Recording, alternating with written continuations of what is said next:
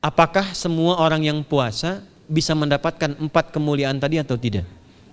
Ini poinnya. 4 itu kalau digabungkan jadi takwa namanya. Singkatnya, apakah semua orang puasa pasti bertakwa? Ya, tanya-tanyakan Al-Quran. Apa jawaban Allah di Al-Quran? Dijawab langsung di ayat Siyam. Al-Baqarah ayat 183. Ya ayyuhalladzina amanu kutiba alaikumus kama kutiba alal ladzina min la'allakum. Nah, kalimat tattaqun itu diawali dengan kata la'allakum. La'alla itu namanya harfu taraji. Saya ulang ya, di ilmu nahwu la'alla disebut harfu taraji. Al-Imam As-Suyuti berkomentar begini. Setiap ada satu harapan, keinginan besar yang ingin dicapai, tapi diawali dengan kata la'alla atau la'allakum, ini menunjukkan bahwa harapan itu, alhamdulillah, harapan itu tidak mungkin bisa dicapai kecuali dengan kesungguhan, keseriusan.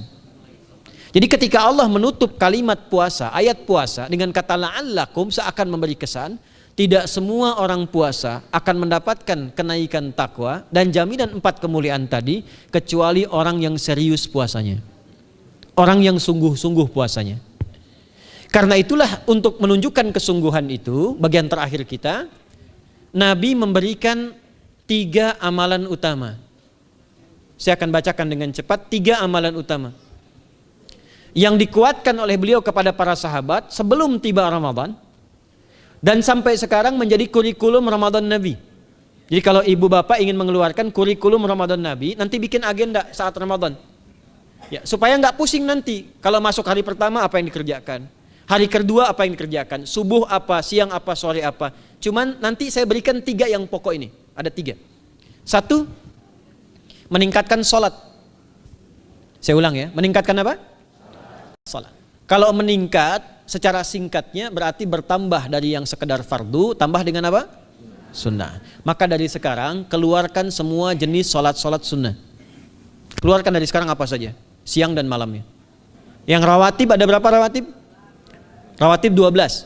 Ya, rawatib itu yang melekat dengan sholat fardu dan menentukan untuk memperbaiki sholat fardu. Menambah, jadi kalau kurang khusyuk ditambah dengan sunnahnya disebut rawatib. Bisa sebelum, bisa setelah sholat fardu. Ada 12 dari hadis Nabi SAW. Man shalla isnatai asyrata rak'atan, siapa yang sholat 12 rakaat fi yaumin wa lailatin, yang mengiringi sholat fardu siang dan malam, ya, bunyalahu bihinna baitun fil jannah, maka akan dibangunkan baginya satu rumah di surga kalau konsisten menunaikan 12 itu sampai meninggal dunia. Sahabat yang mendengar itu mengatakan kompak semuanya, sejak mendengar hadis itu kami usahakan istiqomah sampai meninggal tidak meninggalkannya. 12 itu 2 sebelum subuh, cepat. 4 sebelum zuhur, 2 setelah zuhur, 2 setelah maghrib, 2 setelah isya. 2 rakaat sebelum subuh, 4 rakaat sebelum zuhur. Kalau nggak bisa 4 rakaat karena terbatas waktunya, boleh 2 rakaat khusus untuk sebelum zuhur. Kalau nggak bisa 4, boleh berapa? 2. Dalilnya hadis Ibnu Umar radhiyallahu taala anhuma.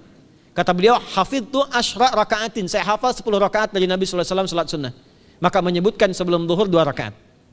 Baik, jadi 12 ya, 2 sebelum subuh, 4 sebelum zuhur, 2 setelah zuhur, 2 setelah maghrib, 2 setelah isya. Ini yang disebut dengan rawatib. Jamak dari kata ratib. Di luar ini mutlak. Mutlak ini ada yang berdampingan dengan salat fardu, ada yang terpisah. Contoh yang berdampingan, 4 rakaat sebelum asar. 4 rakaat ini bukan disebut rawatib, tapi salat mutlak.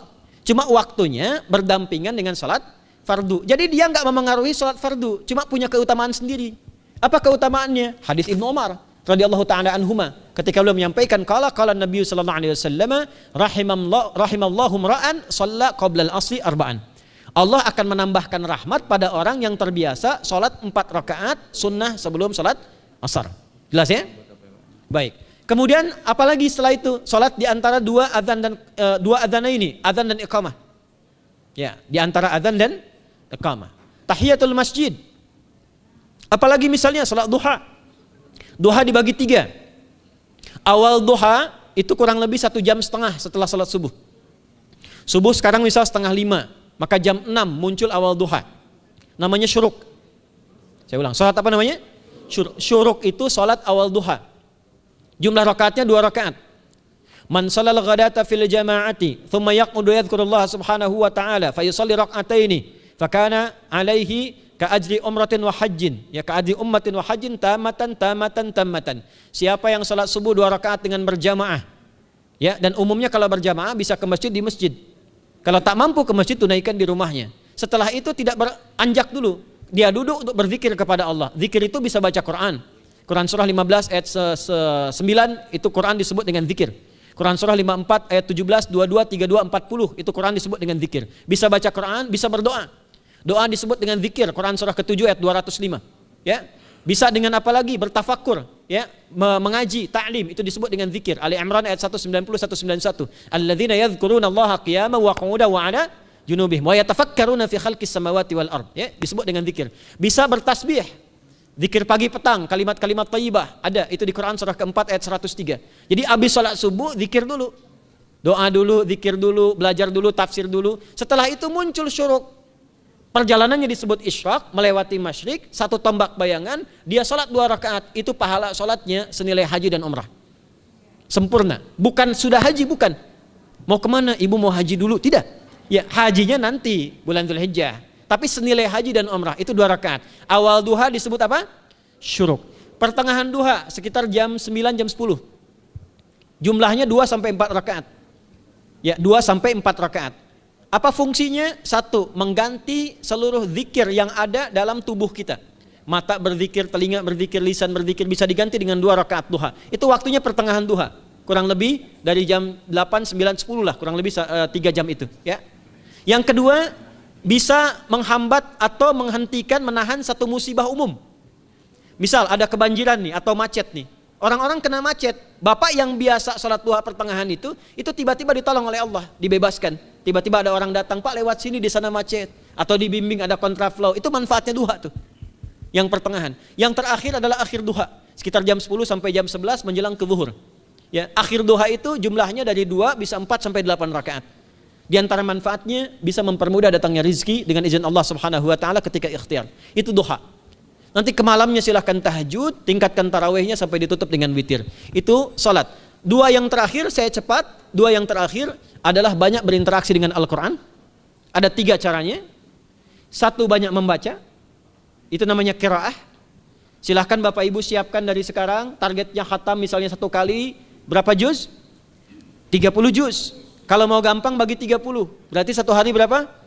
1 juz. Paling gampang lagi, supaya nggak capek ngajinya, supaya nggak capek, bagi 1 juz 5 waktu sholat.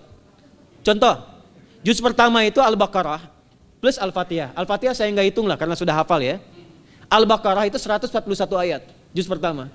Bagi 5, 28. Jadi setiap ketemu waktu sholat, bagi 2 lagi, 28 bagi 2 berapa? 14. Sebelum sholat baca 14 ayat, setelah sholat baca 14 ayat. Itu 14 ayat tuh paling-paling nggak nyampe 5 menit Bu, Pak. Kalau investasi 10 menit setiap waktu sholat, bagi 2 kita baca 14 ayat, itu insya Allah selesai Ramadan khatam Quran. Itu udah rumus. Ya, tidak cukup dengan amin, siapkan dari sekarang. Siapkan. Ya. Kemudian mengkaji, kajian, tilawah. Itu tilawah itu di hadis Muslim pahalanya banyak. Ya, majtama'a qaumun fi baitin min buyutillahi. Ya, kita ngajinya Quran hadis ya, biar ya, lebih kuat dalilnya. Majtama'a qaumun fi baitin min buyutillahi yatsluna kitaballahi wa yatadarasuna fima bainahum. Ya, siapa yang bisa tilawah Quran, ngaji, tafsir, keluarkan misalnya untuk Ramadan 10 hari saya pengen tahu Al-Fatihah. Itu ketika dilakukan punya 4 keutamaan. 1, ghasyiyathum rahmah. Selama ngaji rahmat Allah dibentangkan. Kalau pengen doa cepat dikabulkan, kalau istighfar diampuni. Yang kedua, awas ini nazalat alaihimus sakinah, diberikan ketenangan dalam jiwa. Bapak Ibu pengen di rumah tangga nyari sakinah, isi dengan Quran di rumah. Amalan terakhir infak. Ya, hadisnya dari Ibnu Abbas, Ibnu Abbas radhiyallahu taala anhuma, qala, ya, beliau mengatakan kana Nabi sallallahu alaihi wasallam ajwadan nas wa ajwadu ma yakunu fi Ramadan. Adalah Nabi sallallahu alaihi wasallam itu orang yang sangat luar biasa dermawan dan lembut. Dan bertambah dermawan lagi ketika tiba Ramadan. Apa yang dilakukan Nabi? Mensupport sahabat, siapapun yang punya anggaran untuk infak, disiapkan sebelum Ramadan. Jangan berpikir banyak Bu. Yang penting ada anggaran, 30.000 nggak ada masalah. Setiap hari 1.000, tidak harus uang, makanan. Pernah dengar hadis ini nggak? Siapa yang memfasilitasi bukaan orang puasa walaupun dengan sebiji kurma dan sehirup air, maka dia mendapatkan pahala seperti orang puasa itu tanpa dikurangi sedikit pun. Ada? Hadisnya sahih di At-Tirmidzi. Tapi bukan berarti nyari kurma ke Tanah Abang setiap hari satu. Terus minumnya satu sedotan aja ganti-ganti. Ya, maksudnya apa? Yang paling minimal kita bisa keluarkan. Itu pahalanya 700 kali lipat dikali 10. Paling standar. 700 kali itu standar biasa di hari ini. Dalilnya Al-Baqarah ayat 261 yang dibacakan Adinda tadi kita itu. Ramadan kali 10 lagi. Maka dari itu disiapkan dari sekarang untuk infak. Kalau kami di desa itu, ibu saya selalu kalau Ramadan itu RT-nya setiap rumah. Ini untuk bukaan hari ini rumah A, rumah B, rumah C. Bukaan besok rumah A, rumah B, rumah C. Boleh tuh di PWM Pak dipraktikkan. Ya, misalnya anggota perserikatan siapa dikasih kesempatan. Mungkin nanti yang lain kurmanya, yang ini misalnya jeruknya, yang ini ininya. Setiap ada bukaan ya kirim ke yatimnya, ya kemudian ke pondok-pondok asuhan Muhammadiyah yang tadi disebutkan sekian ribu itu, cari pahala. Ya, saya kira itu yang bisa saya sampaikan sampai dengan batas waktu yang diberikan. Semoga bermanfaat dan semoga Allah Subhanahu wa taala memberikan kemuliaan kepada kita semua, kesehatan, dan saya yang terakhir saya ingin sampaikan doa penting. Tolong hafalkan doa ini. Dan ini doa yang diajarkan Nabi menjelang Ramadan. Supaya mendapatkan kesehatan, kekuatan, keselamatan untuk beribadah saat Ramadan. Hadisnya di At-Tirmidzi nomor hadis 3254. Qala, langsung saja qala Nabi sallallahu alaihi wasallam. Allahumma ahillahu alaina bil yumni wal iman wassalamati wal islam rabbi wa rabbukallah. Nah, itu tolong nanti dihafalkan, tadi sudah direkam, dibimbing. Nanti ketika ditetapkan masuk awal Ramadan, bacakan itu. Ya Allah, anugerahkan awal Ramadan kepada kami dengan ketenangan, kedamaian, kekuatan iman, keselamatan, sehat, nggak sakit sampai selesai puasanya. Diberikan kekuatan untuk ibadah dalam keislaman dan diikhlaskan hanya karena Allah Subhanahu wa taala. Subhanakallahumma wa bihamdika nasyhadu an la ilaha illa anta nastaghfiruka wa natubu ilaik wa akhiru da'wana anil hamdulillahi rabbil alamin wal 'afu minkum fastabiqul khairat. Assalamualaikum warahmatullahi wabarakatuh.